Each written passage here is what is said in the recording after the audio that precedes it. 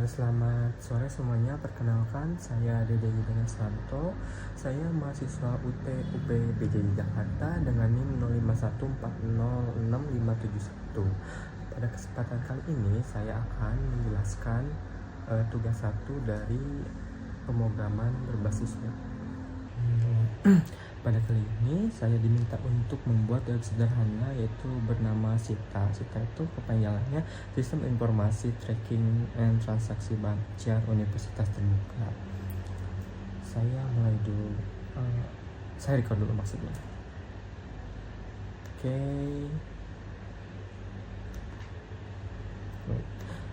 Untuk bagian pertama ini ada indeks HTML. Nah, indeks HTML ini dari tugasnya disuruh membuat section untuk halaman login. Jadi pertama kali membuka website tersebut akan mereference ke indeks HTML ini. Nah, ini berisikan ada beberapa section ya, mulai dari login section, terus lupa password dan juga register section.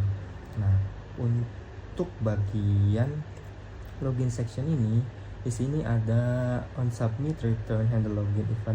Nah, ini untuk memvalidasi data ketika kita login apakah sesuai dengan data dummy tersebut yang sudah dibuat gitu ya. Ketika kita datanya sudah sesuai,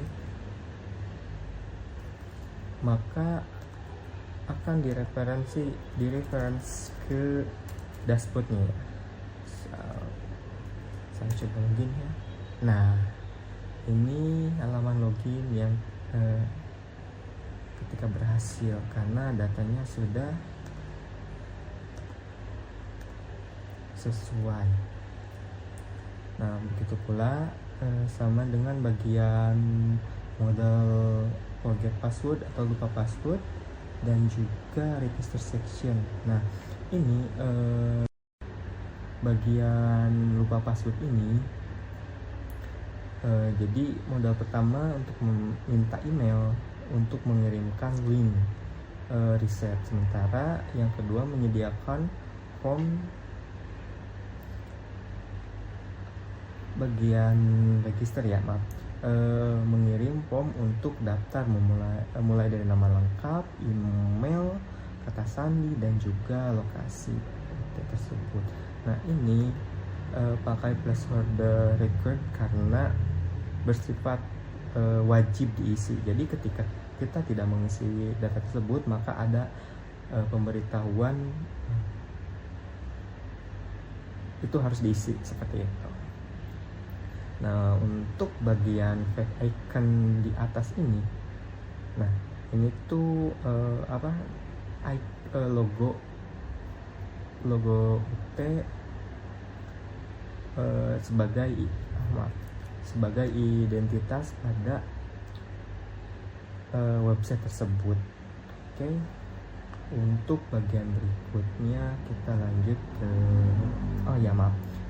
Nah, ini di bagian bawahnya ini berfungsi untuk kalau bahasa kitanya tuh menyambungkan ke bagian data JavaScript sama script di JavaScript tersebut. Nah, data.js ini berisikan user yang sudah sebelumnya dibuat begitu.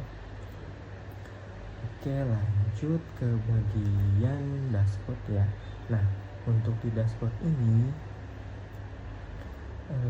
saya membuat greeting dinamis. Nah, contohnya seperti ini, selamat malam, terus user, terus di bawahnya ada hari, tanggal, dan jamnya. Nah, ini saya membuat greeting dinamis. Dinamis itu berubah sesuai dengan waktu lokal ya. Nah, untuk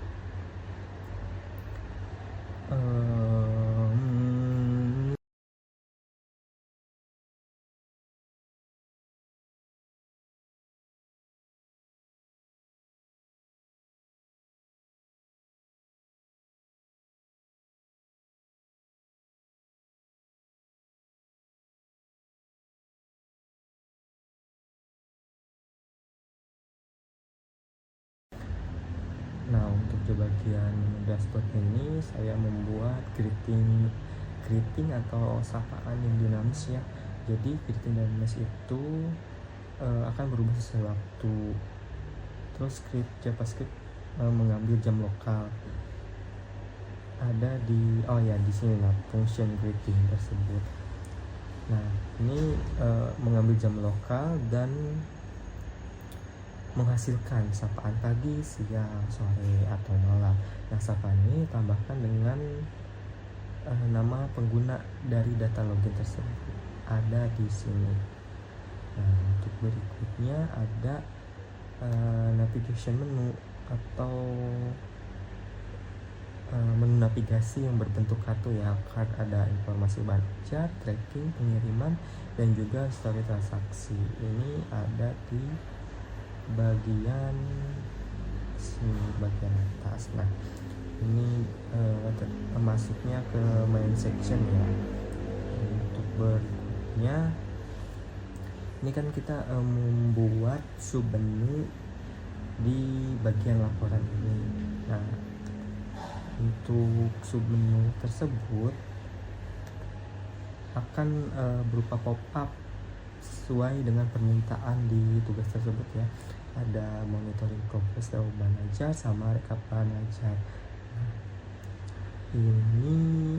Nah, ada di section modal laporan ini. Oke. Sudah saya bikin info per sectionnya, komentar per sectionnya agar memudahkan teman-teman mengembangkan website ini. Nah, ini untuk tombol logout saya buat lebih interaktif lagi. Ini ada di bagian paling atas di bagian header ya. Nanti ketika saya klik logout ada konfirmasi logout dulu. Oke, lanjut kita kita lanjut ke bagian tracking ya. Sebentar.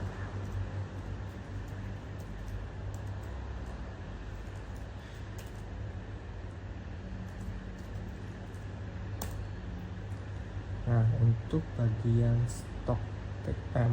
untuk bagian tracking. Nah, ini untuk tracking ini ada beberapa menu ya.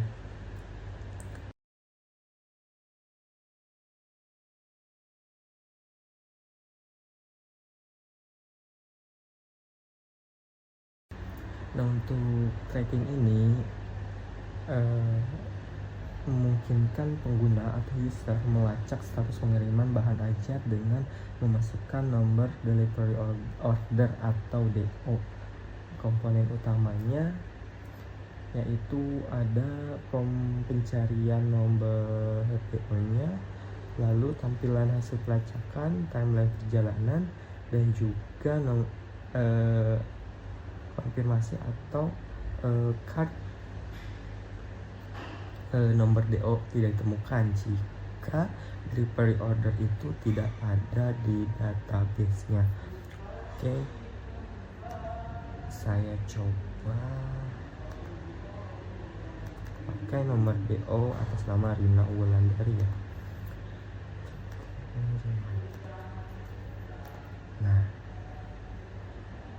ini ketika saya masukkan nomor delivery order yang memang sudah ada dari database-nya, ini akan muncul informasi pengiriman dan juga riwayat perjalanan.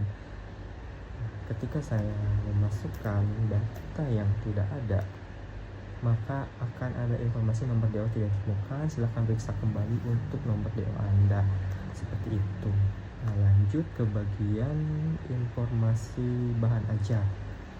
Nah, informasi bahan ajar ini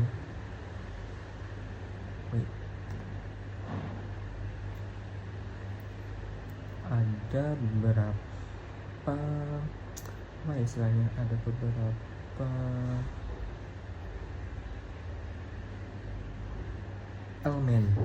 elemen ya.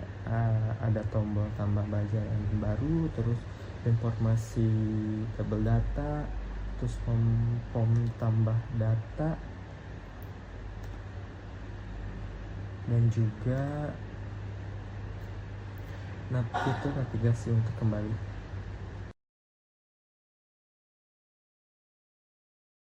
Untuk berikutnya ada stok HTML. Nah, ini ada berisikan beberapa elemen. Yang pertama, tambah ajaran baru. Ketika kita klik akan muncul form tambah ajaran barunya, kayak lokasi, kode barang, nama barang, jenis barang, edisi, dan juga stok. Untuk berikutnya ada tabel stok yang sudah ada. Nah, ini menggunakan array data bahan ajar. Nah, function load bahan ajar akan mengintegrasi array, nah membuat baris untuk setiap item dan menentukan status stok berdasarkan jumlah. Jadi ketika stok ada lebih dari 300, itu statusnya stok aman. Nah, untuk 100 sampai 300 ini masuknya ke stok sedang, dan untuk kurang dari 100 status tersebut akan menjadi stok rendah. Terus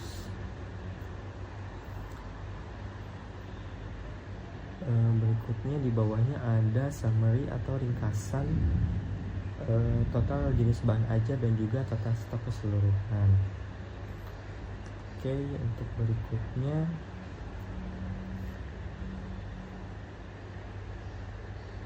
ada histori transaksi ya. Nah, ini untuk mengecek riwayat transaksi. Dan untuk yang terakhir, saya akan menampilkan berkas datanya ya, data dan logika JavaScript-nya. Nah, ini dia. Nah, ini array data pengguna untuk login tadi ya, untuk konfirmasi login. Terus ini menyimpan informasi user dari ID, nama, email, password, terus role atau peran, dan lokasi. Nah, data ini digunakan untuk login untuk menampilkan profil di dashboardnya. Nah, untuk array data bahan ajar ini berisi beberapa buku atau modul dengan kode lokasi, kode barang, terus nama, jenis, edisi, stok, dan covernya juga. Terus di bawahnya ada objek data tracking. Nah, ini yang tadi teman lihat, ini memetakan nomor DO ke detail penerimaan, status, ekspedisi, tanggal kirim, kode paket, total biaya, dan juga array riwayat perjalanan. Untuk bagian script ini mencari user dari data pengguna, nyimpan ke session storage. Terus akan ketika datanya sudah sesuai akan dialihkan ke dashboardnya.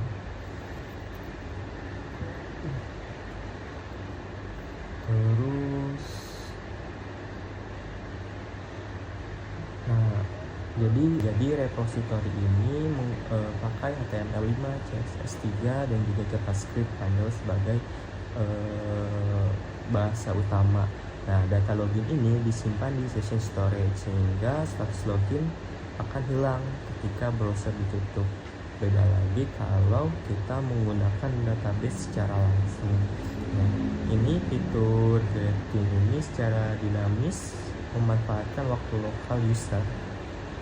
Terus prompt validasi pakai required pada HTML5 dan validasi tambahan pada JavaScript. Nah, ini untuk manipulasi DOM dipakai buat mendapatkan baris tabel stok. Terus memperbarui summary dan menampilkan timeline pelacakan data.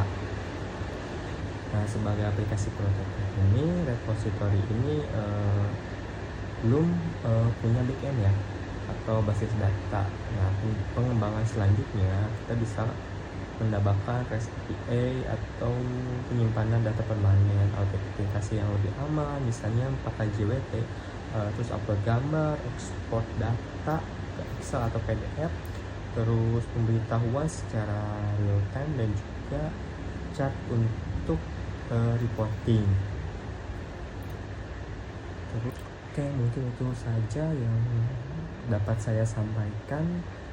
Mohon maaf apabila ada kata-kata yang kurang jelas ataupun apa itu, teman-teman bisa cek repositorinya di GitHub saya.